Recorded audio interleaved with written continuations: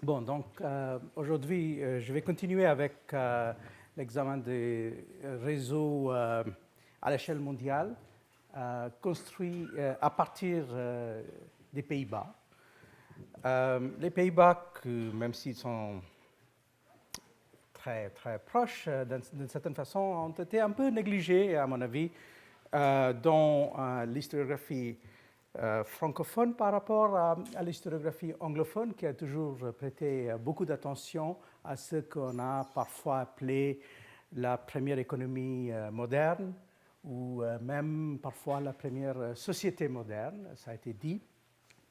Et c'est une question qui est toujours débattue autour des œuvres des historiens comme par exemple le néerlando-américain Jan de Vries. Alors, la semaine dernière, on avait commencé à regarder cette question à partir du problème de comment, en fait, dans une situation d'une espèce de surproduction de peintres, donc presque un excès de peintres dans le cadre des Pays-Bas au XVIIe siècle, les Néerlandais ont su construire une vision du monde, une vision donc qui a été rapportée par ces peintres, parfois des peintres voyageurs, et parfois des peintres qui restaient aux Pays-Bas, mais qui avaient su néanmoins construire une vision du monde. Donc on a passé en revue toute une série d'exemples, en commençant avec deux des exemples les plus connus, c'est-à-dire le cas de Frans Post et de Albert Eekhout dans le Brésil néerlandais des années 1630-1640. Ça, c'est quelque chose qui a été beaucoup étudié. Et par la suite, donc, on a considéré d'autres cas moins connus dans le cadre de l'Asie. Et finalement, on a terminé avec ce cas assez mystérieux de celui qu'on appelle parfois l'anonyme du Cap, qui a donc fait toute une série de dessins autour de la vie de la colonie du Cap à la fin du XVIIe siècle, donc aussi en prenant en compte les rapports entre les colons néerlandais et ce qu'on appelle aujourd'hui les Khoikhoi, mais qu'on appelait parfois dans le discours colonial de l'époque les Hottentots. Donc, on a vu comment, en fait, quelqu'un comme ce peintre, qui pourrait très bien être un certain Victor Victorsen, qui était peut-être le fils d'un disciple de Rembrandt, avait donc construit cette vision. Et alors, aujourd'hui, je vais passer à un autre aspect du problème, et ça, c'est aborder la question du monde, donc vu des Pays-Bas, en utilisant plutôt un angle d'attaque qui a à voir avec les collections, les collectionneurs et enfin donc le rapport entre collection, collectionneurs, livres, imprimés, graveurs. Donc ça c'est tout un ensemble qui a à voir aussi avec le fait que les Pays-Bas au XVIIe siècle étaient parmi les plus grands centres de production de livres imprimés. Entre autres parce que les conditions, par exemple, de censure étaient très différentes par rapport à un autre endroit. Par exemple, si vous comparez Amsterdam avec Lisbonne, bien évidemment, les conditions de production sont tout autres. Alors, c'est une question qui a été abordée dans une série de travaux, surtout un certain nombre d'expositions. Là, vous voyez donc le catalogue d'une exposition qui a eu un certain succès il y a à peu près 20 ans, De Wereld binnen Handbereik, le monde à portée de main. Et là, dans cette exposition, on a voulu démontrer comment, à partir des collections qu'on voit aujourd'hui dans des endroits comme, par exemple, le Tropenmuseum ou le Rijksmuseum, mais aussi dans des collections privées, on a voulu donc construire ce monde en passant donc de l'Atlantique, de l'Amérique du Nord à l'Amérique du Sud, à l'Afrique et finalement à l'Asie. Mais souvent, le problème avec ce genre de texte, c'est que même si on accumule pas mal d'informations, le cadre reste toujours peu critique et en fait, souvent on est dans un cadre qui est carrément de la célébration, comme on a un peu tendance de faire, et ce n'est pas une coïncidence si parfois ce genre d'exposition, par exemple, c'est plutôt pour marquer les centenaires. J'ai un souvenir assez vif de 2002, qui certainement pour un certain nombre de personnes ici veut dire quelque chose, parce que 2002, c'est quand même le 4e centenaire de la fondation de la Compagnie des Indes aux Pays-Bas. Et alors là, on a eu tout un débat parce qu'il y avait l'école de Leyde, l'école historique de Leyde, qui a voulu donc expliquer comme quoi les Néerlandais étaient ceux qui ont donc créé la globalisation. Donc ça a été repris dans un discours néolibéral. Par contre, il y avait une petite minorité d'historiens plutôt appartenant à l'école d'Amsterdam qui ont essayé quand même de critiquer un peu ce genre de vision du monde, à la fois très téléologique et aussi très peu critique envers le fonctionnement, par exemple, des Néerlandais en tant qu'empire colonial à partir du XVIIe siècle. Alors, c'est quelque chose sur lequel on va revenir parce qu'on a quand même une certaine tendance qui reste assez frappante aussi de penser ces Néerlandais du XVIIe siècle comme des espèces des hommes qui vivaient en quelque sorte au-dessus du monde, qui étaient des espèces de supermen en quelque sorte. À la fois, on a fait ça pour les peintres, mais souvent on a aussi fait ça pour les savants. Et on aura l'occasion un peu de revenir sur ça en normalisant un peu leur fonctionnement, c'est-à-dire en reprenant ça d'un angle plutôt aussi d'une histoire sociale des savoirs. Alors, où commencer? Et ça, c'est un exemple d'un texte qui nous aide à penser la question. Et c'est un texte qui est souvent pris comme une espèce de texte fondateur pour expliquer comment les Néerlandais ont pensé le monde. C'est un texte qui a été écrit et prononcé par Caspar Barlhaus. Les Néerlandais au XVIIe siècle avaient souvent tendance à avoir deux versions de leur nom, la version normale néerlandaise et une autre version latinisée, surtout si on avait quelques prétentions d'être un savant. Alors Barlhaus, qui s'appelle donc Caspar van Baarle, était un marchand, mais aussi quelqu'un qui était un humaniste, et donc qui a été invité à prononcer un discours, un oratio, dans les années 1630, et il a choisi comme thème le rapport entre savoir et activité marchande. Donc, il a prononcé ce discours devant une assemblée composée, bien sûr, par un certain nombre d'intellectuels, mais aussi beaucoup de marchands. Et juste pour vous donner une petite idée du genre de propos qu'il tient, je vais vous lire quelques passages. Et ça, j'ai pris sur l'édition critique. L'édition critique a été faite par Catherine Secretan de ce texte sous le titre « Le marchand philosophe ». Alors, voilà le propos de Barlhaus. « J'ai donc jugé que je manquerais mon but si, devant un auditoire de marchands, devant des hommes avides de profit, au milieu de tintements de pièces, dans une ville vouée à la recherche du gain, je dissertais sur autre chose que le commerce, le profit et la richesse. Non pas pour enseigner à commercer, mais pour enseigner à commercer de manière plus sage.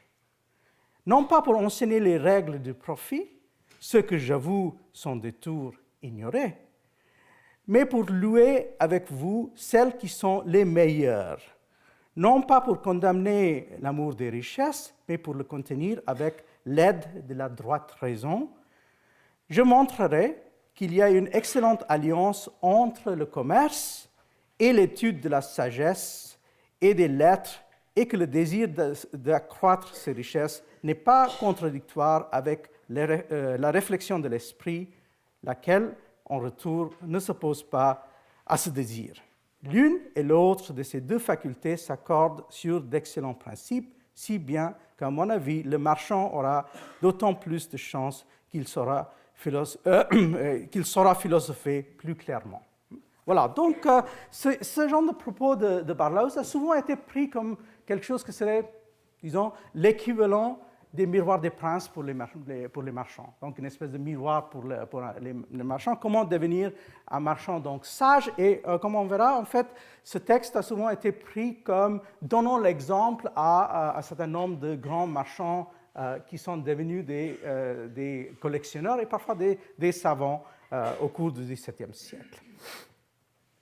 Alors, mais pour commencer à considérer comment cette alliance, disons, entre pratique marchande et pratique de savoir a fonctionné, il faut se déplacer un peu d'Amsterdam, là où il a prononcé le discours. Il faut plutôt aller à cette petite ville, mais une ville importante, qui est Leyde. Et c'est à Leyde, au début du XVIIe siècle, qu'on commence à voir dessiner un cadre dans lequel les Néerlandais vont essayer de penser le monde. Et alors, dans ce contexte-là, il ne faut pas oublier que même si il y avait des participants néerlandais très importants, il y avait aussi une influence qui venait de l'étranger.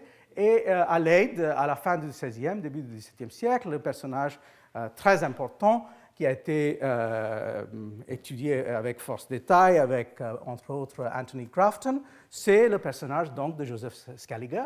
Et là, vous voyez donc deux des disciples de Scaliger qui ont été très importants dans la formation d'un certain esprit à Leyde au début du XVIIe siècle. Donc là, vous voyez à gauche Jacob Golius, et à droite, Thomas Erpenius ou Thomas van Erpe. Et ce sont des personnes qui, comme c'était parfois le cas au début du XVIIe siècle, ont considéré que la meilleure façon de construire le monde, c'était à partir d'un savoir qui commençait avec l'arabe et l'hébreu. Et alors, donc, ce sont au départ des arabisants. Et donc, dans les deux cas, ils ont essayé aussi d'écrire des livres sur comment apprendre l'arabe, les rudiments de la langue. Dans le cas de Golius, il y a aussi un lexicon. Mais alors, il faut quand même poser la question de savoir comment ils ont abordé cette question sans voyager eux-mêmes. Hein, parce que le cas de Golius et d'Erpenius, ce sont tous les deux des gens qui ne sont jamais partis de l'Europe, d'ailleurs. Et alors, là, on voit qu'il y a une forte alliance qui se construit déjà entre ces gens-là et les marchands. Donc, c'est-à-dire, quelqu'un comme Erpenius a le pouvoir et le réseau pour rentrer en contact avec des employés de la Compagnie des Indes. Et donc, il est capable de demander à ces gens de revenir des Indes vues larges, c'est-à-dire de l'Asie, avec des matériaux. Et donc, il va commencer déjà dans les années 70 à construire une collection. C'est une collection de manuscrits, car il n'y a pas d'imprimé à l'époque en Asie. Donc, c'est une collection de manuscrits, parfois des manuscrits illustrés, mais il en a très peu.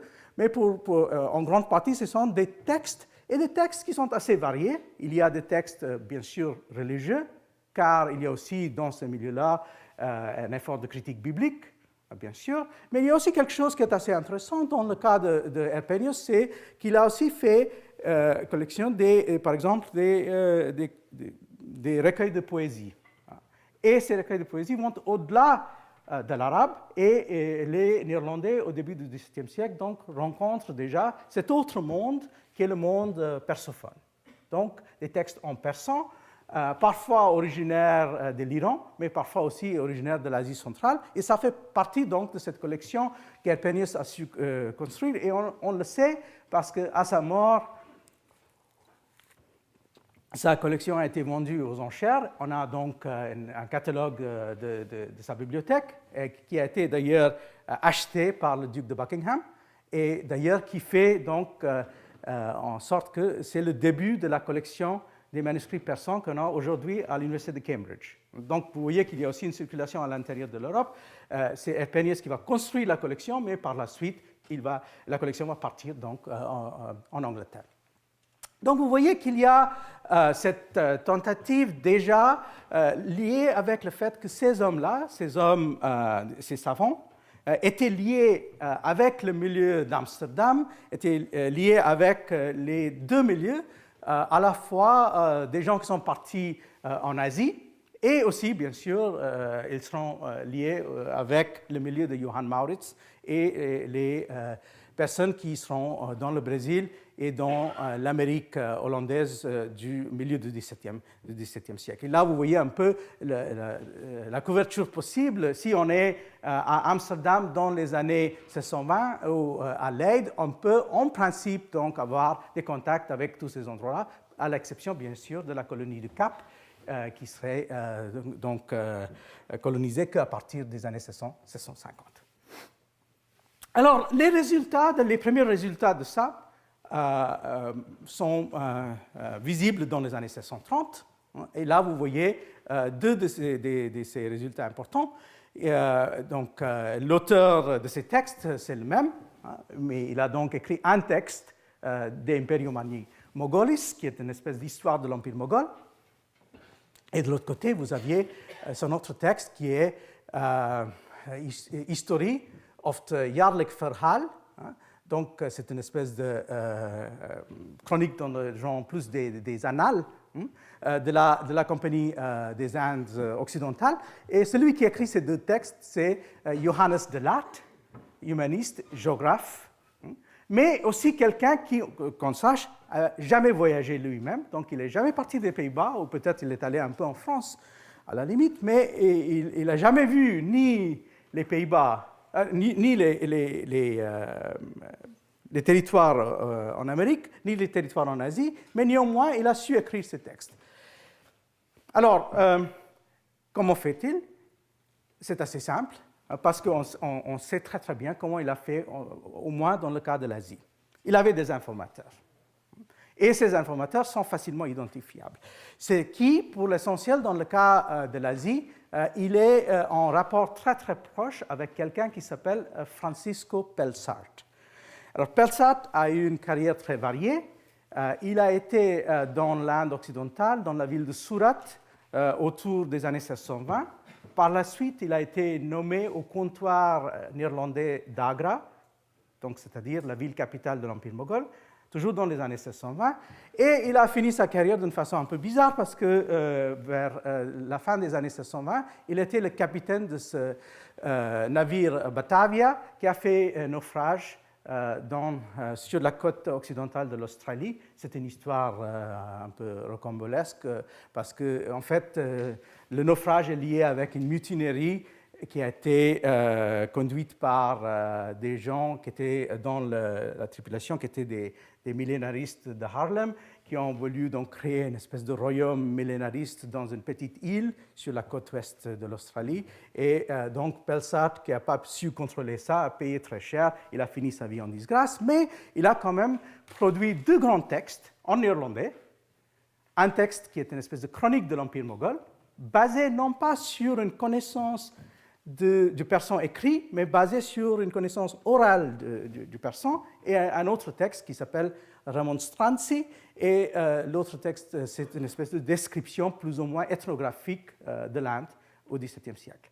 Et il s'avère, et on peut faire la comparaison, ça a été fait, que si on revient sur le texte de Johannes de Laat sur l'Empire moghol, c'est pris parfois mot à mot sur le texte de Pelsart. Et donc là, on voit comment on peut construire un savoir sur le lointain sans vraiment avoir besoin d'aller très très loin, parce qu'on a donc ces espèces d'informateurs. Et finalement, Pelsart n'est pas le seul, parce que toute une série d'autres employés de la compagnie néerlandaise vont faire plus ou moins la même chose, c'est-à-dire revenir aux Pays-Bas avec des écrits qui sont ensuite utilisés dans la machine de Leyde pour construire donc cette espèce de discours écrit sur le monde lointain. Alors, il s'avère qu'il y a d'autres textes qui vont ramener, et parfois avec une espèce de circulation assez curieuse. Ça, je vais m'arrêter brièvement sur ça, parce que c'est probablement le premier texte imprimé en persan en Europe. Et c'est un texte qui s'appelle Dastan et San Pedro, l'histoire de Saint-Pierre. Et c'est un texte donc qui a une histoire très curieuse. Le texte a été écrit donc en persan par un jésuite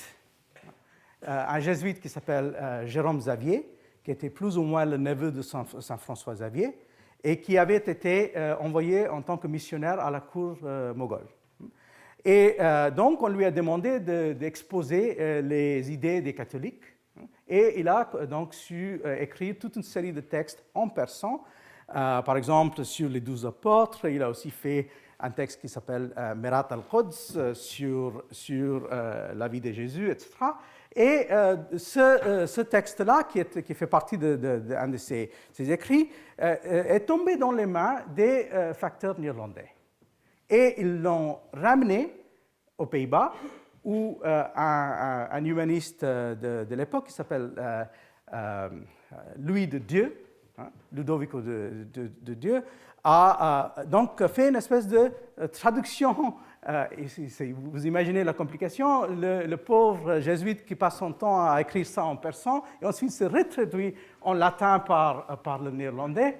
Mais vous voyez qu'avec l'intention de le critiquer, parce que c'est Historia Petri sed contaminata. Parce que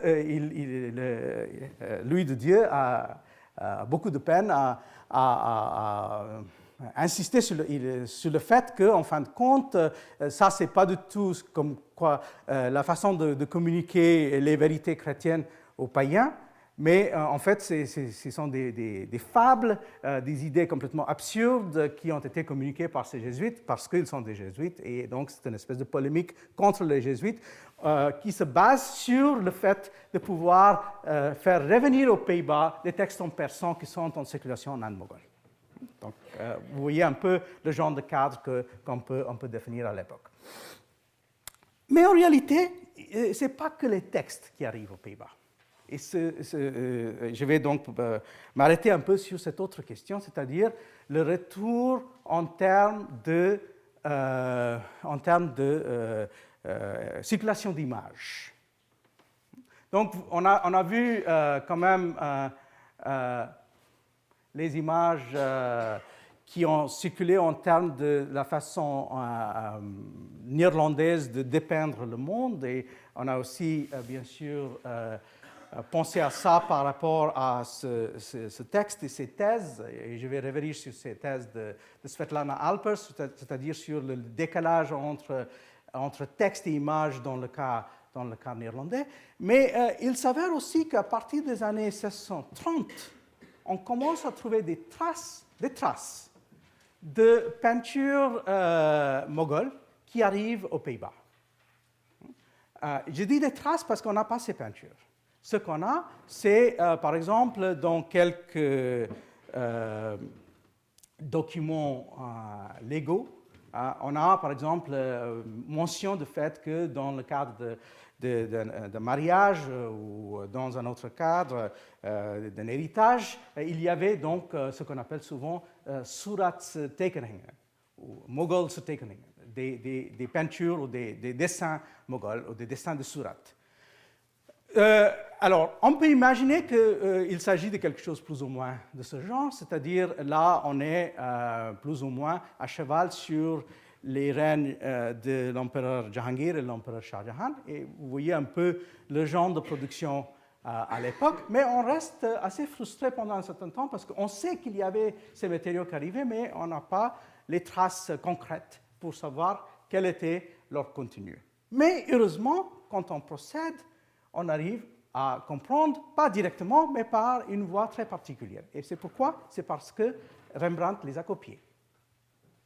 Donc là, vous voyez le dessin de Rembrandt, et souvent, ce n'est pas le cas ici, mais souvent, il met RH, Rembrandt Hermansen, et il a au moins copié une bonne vingtaine de ces peintures venues de l'Inde. Par exemple, ici, on a un prince moghol en train de parler avec le roi.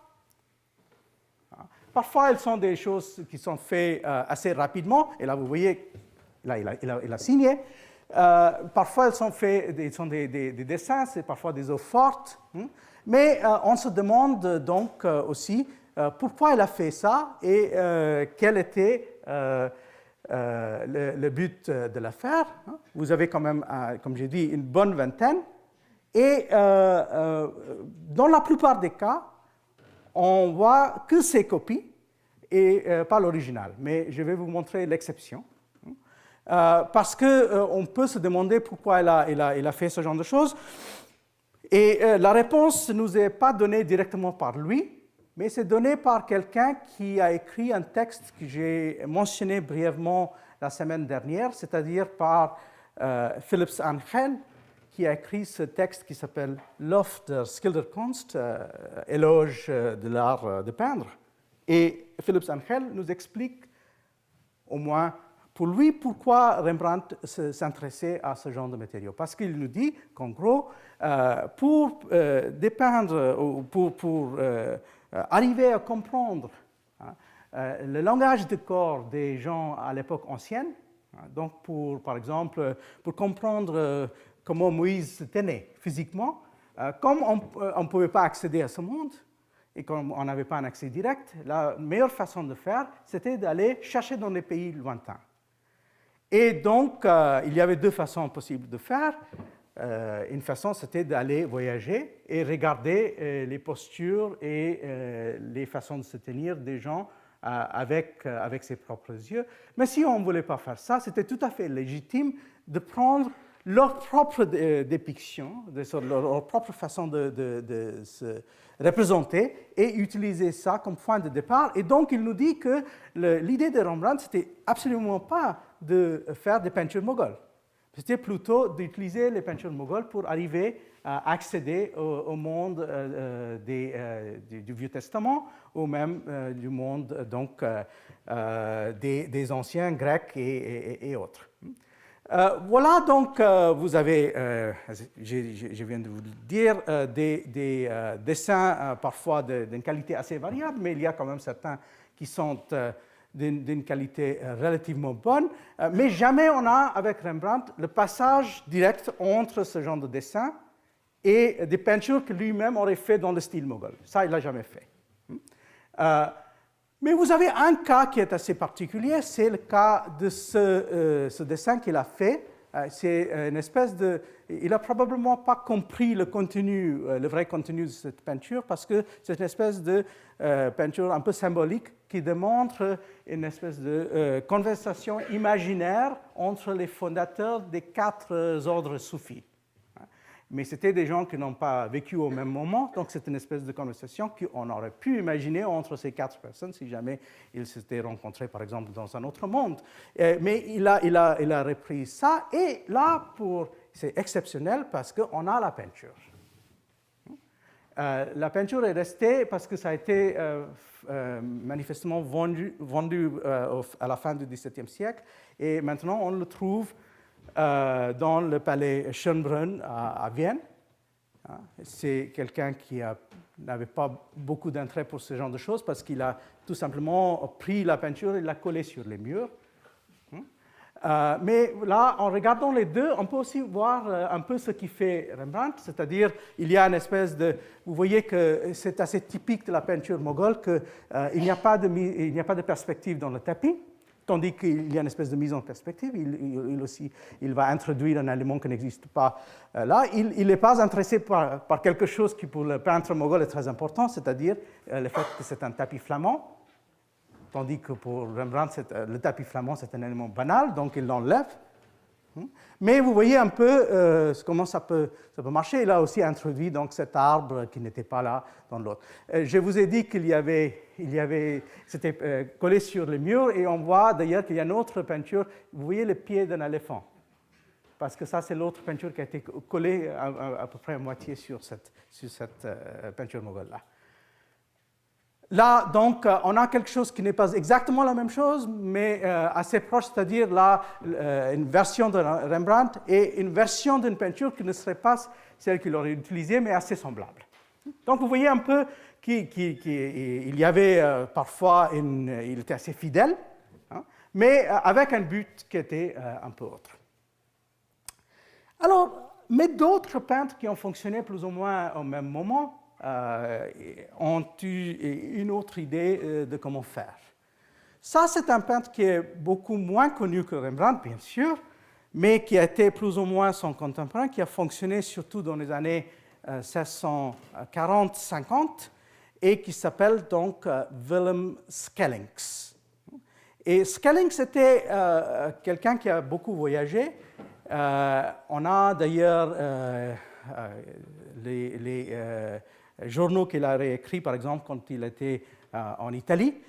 Il a aussi écrit de la poésie, plutôt mauvaise, mais il a surtout fait des peintures des paysages maritimes.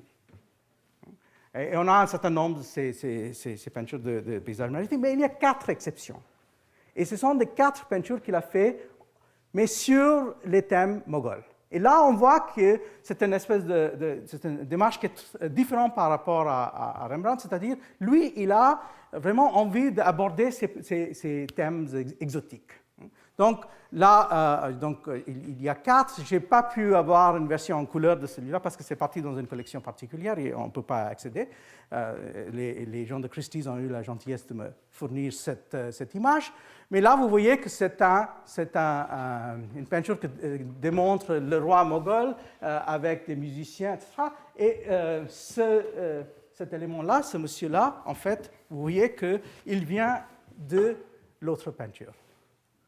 Donc, manifestement, Schellinck avait aussi vu cette peinture-là parce qu'il a repris plus ou moins la même personne. Il l'a mis dans le contexte de la cour moghole. Ça, c'est une espèce de fantaisie orientaliste, on peut dire, exotique, assez sexualisée aussi parce qu'il y a ces femmes-là qui sont pas tout à fait nues, mais à peu près. Il a aussi fait cette autre peinture qui est assez intéressante, qui démontre donc le roi moghol avec ses fils. Et là, donc, on est dans un cadre où on peut dire on est à mi-chemin entre une espèce de peinture orientaliste fantaisiste et quelque chose qui est basé sur une espèce de possibilité ethnographique, en fin de compte, parce qu'il respecte quand même un certain nombre d'éléments qui sont venus de la peinture moghole, mais on peut aussi voir qu'il fait des choses qui sont assez peu probables. Par exemple, il y a, là, vous ne voyez pas probablement trop clair, mais si on regarde, oui, il y a quand même là un perroquet qui n'a rien à voir avec l'Inde, mais qui vient manifestement des peintures sur le Brésil.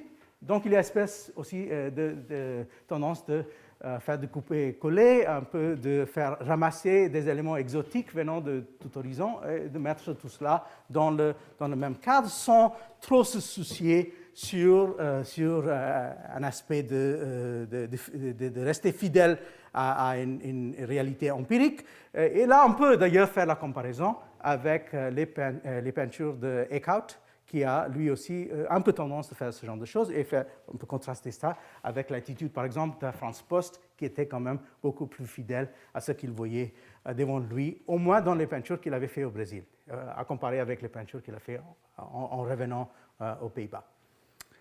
Mais il y a quand même 2 autres peintures de Schellinck qui sont plus intéressantes parce qu'il y a là une espèce de jeu d'esprit qui est plus compliqué. Ce sont des peintures qui ont été très, très difficiles à interpréter. Il y a eu une controverse assez longue sur les 2. Ça, c'est quelque chose qui se trouve aujourd'hui à Paris, au musée Guimet. Et vous voyez que c'est un jeu très compliqué. Vous aviez ici le roi moghol. Il y a ses 4 fils, mais chacun est assis sur quelque chose qui est une espèce d'animal composé. Donc, vous voyez ici qu'il y a un éléphant, mais l'éléphant lui-même se décompose en des femmes, des poissons, des animaux, etc. Même chose avec le chameau, même chose avec le cheval. Et vous aviez là le père et le grand-père de l'empereur en apothéose dans le ciel. Donc, c'est une espèce de peinture fantaisiste, oui, mais c'est une fantaisie qui se légitime parce que c'est basé sur les conventions mogholes même. C'est-à-dire, les Moghols, en fait, eux-mêmes faisaient des peintures des animaux composés. Et donc, vous voyez que Scalings est capable de rentrer dans le jeu des Moghols, de reprendre un peu leur propre convention, de détourner ces idées. Et bien sûr, il est possible, on n'a pas la preuve absolue, mais il est possible qu'il a à la fois ça et, par exemple, quelque chose comme Arcimboldo en tête. Parce que vous voyez que Arcimboldo, qui a été assez influent à Prague, et il y avait quand même tout un milieu de peintres néerlandais à Prague, il y avait manifestement des circulations des idées qui passaient entre les Pays-Bas et le Prague de Rodolphe. Mais en tout cas, on a ces peintures de Scalings et là, vous voyez qu'il a décidé de faire deux versions de la même peinture. Donc, c'est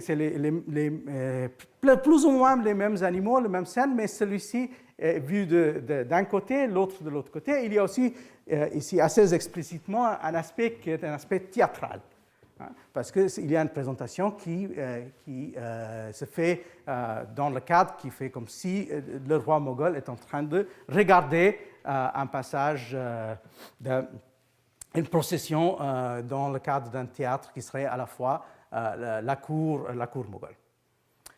Donc, on peut dire qu'on a d'un côté les gens qui font la collecte des matériaux géographiques, des matériaux ethnographiques, mais aussi donc, cette arrivée à partir des années 1630 des peintures venant d'ailleurs, donc une espèce de tentative aussi de traduire les traductions de représentation. Donc, c'est-à-dire, il y a la représentation ou l'auto-représentation moghole, et de l'autre côté, on a la tentative par les Néerlandais de reprendre l'auto-représentation des Moghols et soit de le détourner comme fait Rembrandt, soit de le faire comme fait Scalings. Mais Scalings fait ça, bien sûr, sur deux registres différents, le registre purement exotique des deux premières peintures et cet autre registre qui est plutôt un registre, moi je dirais, ludique, où il va jouer avec ces matériaux. Alors, on peut dire beaucoup de choses sur Scalings, mais un des aspects les plus intéressants que je viens de vous mentionner, c'est qu'il a fait un journal de voyage en Italie. Et ce qui est intéressant, c'est qu'il était en Italie comme... il accompagnait quelqu'un qui était un jeune Néerlandais, et ce Néerlandais, c'est le fils d'un marchand très, très important. Et d'ailleurs, c'est un marchand qui s'appelle Laurens van der Hem. Et Laurens van der Hem, c'est un des mécènes qui a payé pour l'Atlas Blau. Donc, vous voyez qu'il y a une espèce de partage et de passage entre ces différents milieux. Les collectionneurs qui ont dans leur possession des peintures mogholes, des gens qui vont fabriquer des représentations géographiques, etc. On peut avoir une petite idée de tout cela en regardant un texte qui nous vient donc plus ou moins de cette époque-là. C'est le texte d'un voyageur français qui s'appelait Charles Patin, qui est allé donc dans les Pays-Bas, qui a aussi passé plus ou moins par la cour des Habsbourg à Vienne et par la suite en Allemagne. Et alors donc, je vous livre quelques réflexions de Patin. Alors ça, c'est Patin à Amsterdam. Voilà ce qu'il dit. Il dit qu'à Amsterdam, j'ai vu de toutes les curiosités et de toutes les espèces, des peintures que nous connaissons et de celles que nous ne connaissons pas, des tableaux indiens et chinois, d'un travail inestimable. On découvre dans ceci les plus secrètes particularités des histoires, de la façon de vivre et de la religion du pays. On y voit des martyrs qui sacrifient leur sang à la fureur de leurs ailes, et il est permis d'appliquer si mal ce nom sacré qui n'appartient qu'aux héros de la vérité et de l'évangile. Donc, en fait, il y a des martyrs manifestement qui sont inconnus pour lui. Alors, donc, il parle de toutes ces peintures-là, mais ensuite, il passe à la question de à qui appartiennent donc ces collections. Donc, il nous livre les noms des collectionneurs les plus importants. Ils sont qui? Donc, il dit, en premier, et on va retenir un certain nombre de ces noms, en premier, Monsieur de Witzen. de Witsen, secrétaire de la ville à la première collection. Il semble que sa maison soit moins faite pour l'habitation que pour le plaisir des yeux. Ce n'est pas partout que magnificence et symétrie. On ne sait si c'est le cabinet qui se sert d'ornement à la maison ou la maison au cabinet. Il a des tableaux, des livres, des bustes, des antiquités, etc. Ensuite, qui sont les trois autres? Il y a donc M. Van der Hem, le même, donc celui qui est lié avec l'Atlas Blau, mais c'est celui qui était aussi lié avec Skellings. Et il y a deux autres. Il y a M. Occo. Ça, c'est Lawrence Occo, qui est un personnage très intéressant. C'est un marchand d'origine de l'Allemagne du Sud. Il est d'Augsbourg. Et donc, sa famille est venue s'installer aux Pays-Bas au début du XVIe siècle, donc Lawrence Occo.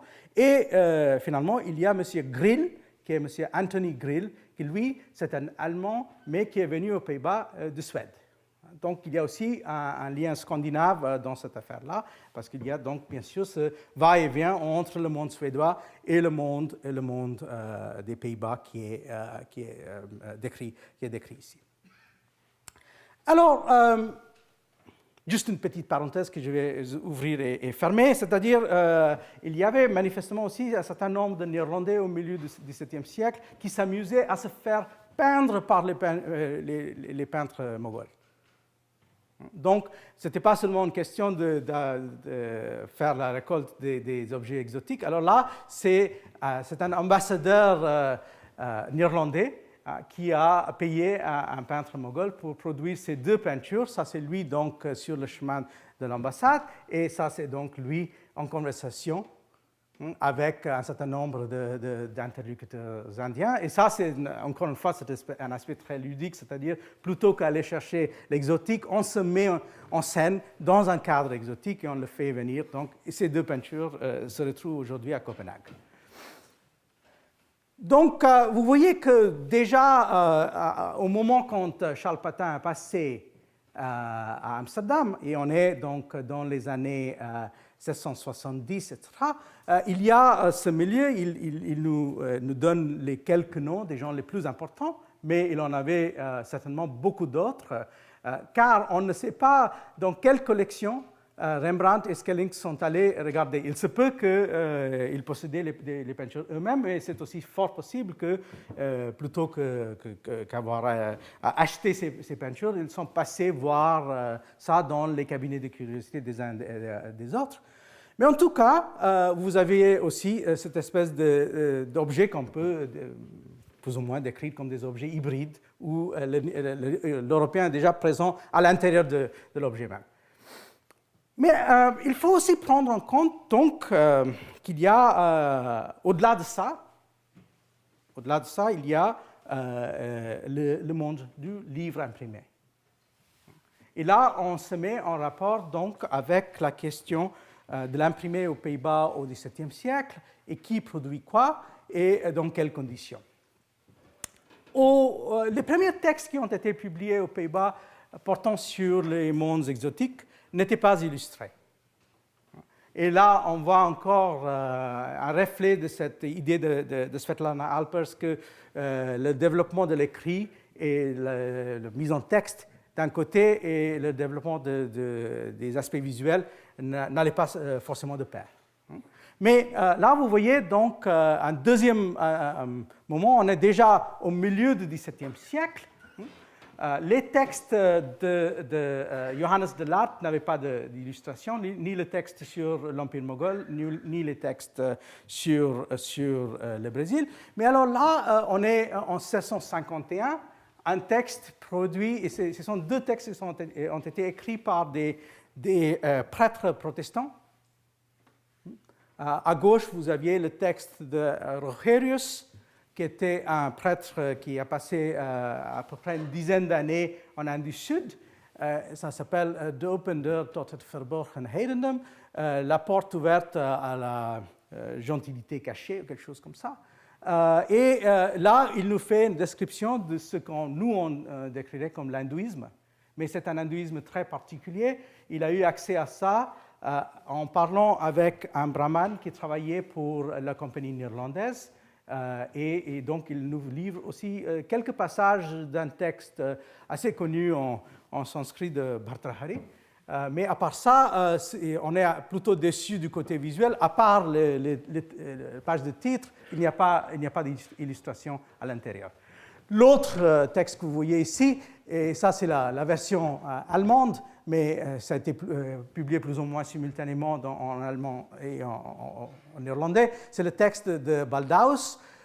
C'est un texte qui est souvent traité comme un plagiat. C'est le cas d'ailleurs qu'il a pris énormément de choses, entre autres des textes qui étaient écrits par des jésuites qu'il a repris pour son propre compte. Mais là encore, vous aviez des illustrations qui sont plutôt de genre exotique. Il y a donc un passage assez long entre ce monde de peinture, de la circulation des images qu'on vient de voir, et le monde donc de l'imprimé. Mais ça commence à changer déjà dans les années 1770. Là, vous aviez deux images qui sont des représentations des villes en Inde. Ça, c'est la ville de Machilipatnam, sur la côte orientale de l'Inde. Et ça, c'est la ville de Surat.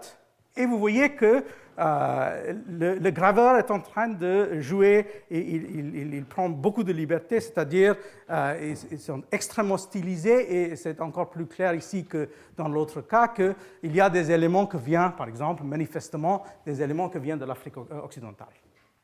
Donc, il n'y a pas de passage facile entre quelqu'un qui aurait fait des dessins sur place et la version imprimée qu'on retrouve donc, dans ces livres-là. Mais ces deux représentations, ça c'est la ville donc, de Surat, ça c'est la ville de Machilipatnam, deviennent des classiques. Ils sont reproduits maintes fois, des dizaines et des dizaines de fois, comme des représentations donc, véridiques de ce qui serait l'urbanisme en Inde, tandis qu'en réalité, ce sont des confections où le graveur a joué un rôle capital, et on ne sait même pas sur quelle base.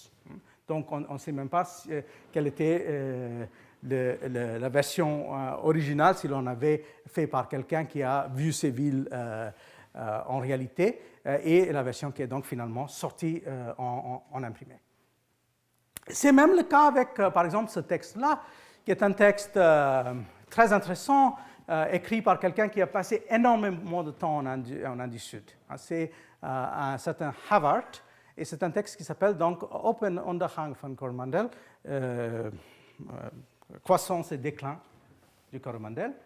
Et lui aussi, vous voyez que quand il s'agit finalement de produire des images, ces images n'ont rien à voir finalement avec ce qui serait ni la tradition moghole de représentation, ni ces espèces de dessins qu'on a vus la dernière fois. C'est plutôt des images très stylisées, en reprenant une espèce de vocabulaire classique. On dirait presque, par exemple, ici, qu'on est en train de regarder une représentation d'Alexandre avec Darius, ou des scènes classiques de ce genre.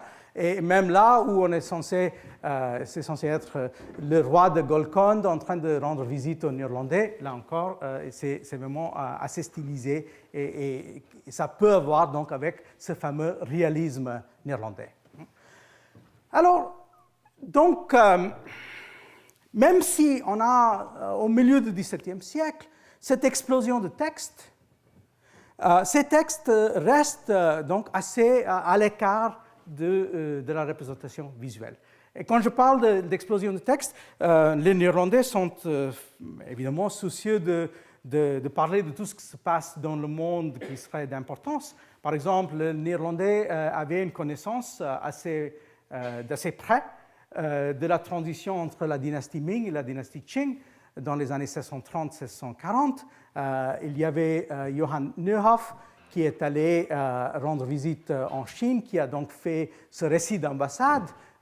Et il y a eu des reflets assez intéressants de ça, c'est-à-dire, là vous voyez une pièce de théâtre écrite par Joost Vondel, qui est donc une pièce de théâtre basée sur le récit de Neuhoff. Et ça, c'est une tradition qui va rester dans les Pays-Bas jusqu'au XVIIIe siècle, c'est-à-dire à chaque fois qu'il y a un événement capital, En Asie, par exemple, il y a aussi des pièces de théâtre autour de ça. Par exemple, la transition dans l'Empire moghol, l'histoire de Nadir Shah dans les années 1740, etc. Mais ça, c'est un des exemples les plus connus, parce que Vondel, c'est quand même un des écrivains les plus célèbres du XVIIe siècle néerlandais par rapport donc à ce texte de Nieuwhof. On voit le passage. Mais toujours sans image. On n'a pas d'idée de comment ça a été représenté, par exemple, sur scène, mais on peut se demander si ça n'était pas plus ou moins une espèce d'exotisme banal quand ça a été représenté visuellement. Même si Nieuwhof lui-même est arrivé à faire des images un peu plus, disons, soucieux de l'ethnographie. Là, vous aviez donc quelques images qui viennent de Nieuwhof. Ça, c'est censé être des prêtres ou des moines chinois. D'ailleurs, il faut dire aussi que les Néerlandais étaient soucieux de ne pas seulement publier leurs textes en néerlandais, mais souvent il y avait assez vite des traductions en français et des traductions en allemand des textes qui sont sortis dans les 2-3 ans après leur version originale. Alors, maintenant, il faut quand même essayer de comprendre comment ça fonctionnait en tant que système. Et je vais prendre donc comme exemple, et en revenant au texte de Barlaus, vous voyez le texte sur le marchand philosophe, je vais reprendre un cas précis, et ça c'est un cas qui est, pendant assez longtemps a été relativement obscur, mais maintenant il y a quand même des travaux, et ça c'est le cas de Nicolas Witsen. Je viens de mentionner le nom de Witsen. Witsen est mentionné donc par Charles Patin comme le premier collectionneur d'Amsterdam. Il a aussi été le burgemeester, il a été le maire de la ville à 13 reprises, si je ne me trompe pas. Et vous voyez en fait que Marion Peters, qui a écrit une biographie de lui, a repris comme titre de sa biographie justement une autre version du titre du discours de Barlaus. Donc, comme si lui, il incarnait en quelque sorte cette espèce de marchand philosophe, de Weise Koopman. Elle nous a présenté toute une série de matériaux, car l'avantage qu'on a avec Witsen, c'est qu'il nous a laissé un archive assez considérable. Alors, qui était Witsen? Witsen, donc, qui a vécu entre 1641 et 1717, il nous a laissé un petit récit autobiographique dans lequel il parle plutôt de ses contacts et ses connexions. Par exemple, il passe un certain temps à nous décrire comment il est allé en Angleterre avec son père et comment son père était très proche de Cromwell et comment lui, en tant qu'enfant, a joué avec les enfants de Cromwell. Donc, vous voyez que c'est quelqu'un qui a un certain niveau de circulation. En réalité, c'est une famille qui a fait fortune dans le commerce avec les Russes. Donc, il était très lié avec la Russie. Et on sait que dans les années 1690, quand Pierre le Grand est venu aux Pays-Bas, c'est lui qui a traité de son séjour et il a été donc hébergé dans les maisons des amis de Witsen. Et d'ailleurs, comme Witsen était aussi quelqu'un qui s'intéressait beaucoup à la construction des navires, et Pierre le Grand aussi, alors donc il y a eu des conversations entre les deux autour de ces questions. Witsen a écrit quelque chose, il n'a pas énormément écrit, mais ça c'est un des textes qu'il a quand même écrit, qui s'appelle donc Nord- and Ost-Tartarei, la Tartarie du Nord et de l'Est. Et c'est une tentative, peut-être une des premières tentatives, de nous livrer une espèce de vision de ce que serait l'Empire russe, vu large, et entre autres aussi dans ses rapports avec l'Asie centrale. Et une partie de ce texte-là se base sur les notes que Witsen avait lui-même prises quand il a été envoyé dans une ambassade à Moscou, dans les années 1660. Alors Witsen, donc, vous voyez ici, il est donc quelqu'un qui est extrêmement connu à son époque. Il est très très bien lié avec plusieurs réseaux, des réseaux de marchands, des réseaux de savants, etc. Et il est donc quelqu'un qui est aussi connu comme cartographe. Là, vous voyez donc la vision de l'empire des Russes, donc aussi de Tartarie, la Chine occidentale, dans la version imprimée de son livre. Donc il est connu aussi comme cartographe. Si on regarde le livre de Madame Peters, il est en quelque sorte, c'est un livre de célébration qui nous dit en gros qu'il est en quelque sorte le comble du savoir néerlandais de la fin du XVIIe siècle. Mais alors, je veux normaliser un peu Witsen et je vais le faire assez rapidement. Alors donc, ce que je vous propose, c'est que Witsen, même s'il peut écrire ses textes à partir d'un savoir direct, il a aussi construit un réseau très important. Et ce réseau se base sur plusieurs personnes qu'on peut identifier. Et ce sont des cartographes, ce sont des peintres, ce sont des employés qu'il a su envoyer un peu dans différentes parties du monde, qu'il a payés. Et là, on peut donc penser à son réseau à partir de 2-3 noms. Je vous livre à part lui, donc ces 2 autres noms qui sont importants. Il a des connexions très proches avec l'aristocrate italien Giovanni Altorio Baldini, qui a lui-même une collection à Piacenza, qui est donc achetée par lui, mais aussi en partie achetée par Witsen dans une espèce d'échange qu'ils ont entre les deux. Finalement, il y a ce personnage de Cornelis de Bruijn, qui est donc assez connu, un peintre qui a aussi passé du temps donc, dans le cadre français, il est connu donc, comme Cornelis Lebrun, et qui lui-même était donc voyageur. Là, vous voyez donc Lebrun, de Bruijn avec son récit de voyage, aussi sur Moscou, sur Perse, sur l'Inde. D'ailleurs, ce qui est très important pour nous, c'est pas seulement que, par exemple, ça c'est Isfahan, vu par Cornelis de Bruijn, mais ce qui est vraiment très, très important pour nous, c'est le fait qu'il a aussi fait ses collections de peinture pour Witsen. Donc ça, c'est ce qui est resté de ça à Amsterdam dans ce qu'on appelle le Witsen Album. Vous voyez ici l'empereur moghol Aurangzeb, et ici vous voyez le roi Maratha Shivaji. C'est dans la préoccupation aussi de pouvoir analyser les caractères de ces hommes à partir de leur physionomie.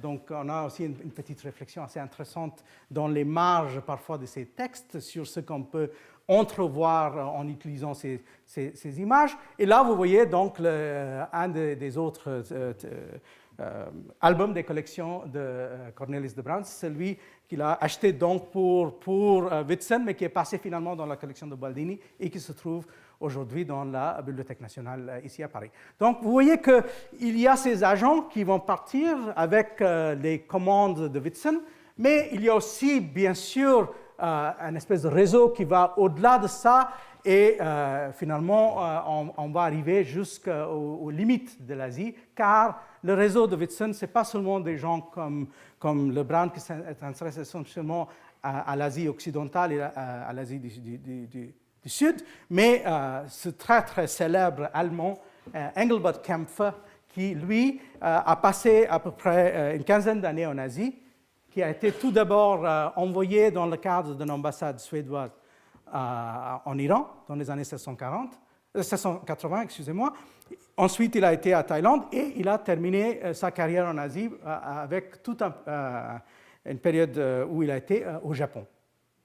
Et donc Kämpfer, qui dans le cadre de sa vie au Japon, va écrire énormément de choses, qui s'intéresse à beaucoup de choses, qui est en rapport avec d'autres personnes comme Van Reyde.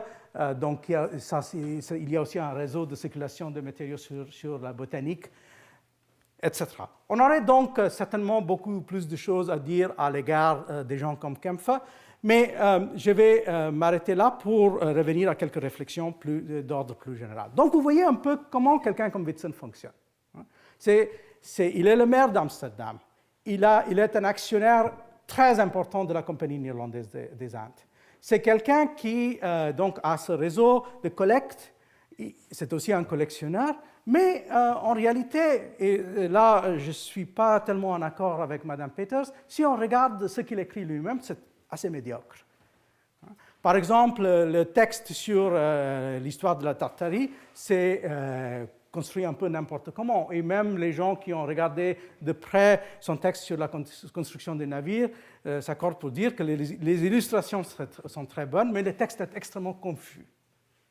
Donc, c'est un marchand qui, finalement, n'a pas pu réussir au niveau de se transformer en savant. Et là encore, donc, je vais rester sur cette idée qui me semble une idée capitale, c'est-à-dire que, finalement, même si on peut voir ce réseau néerlandais à l'échelle mondiale comme un grand succès, il y a aussi, en quelque sorte, un échec.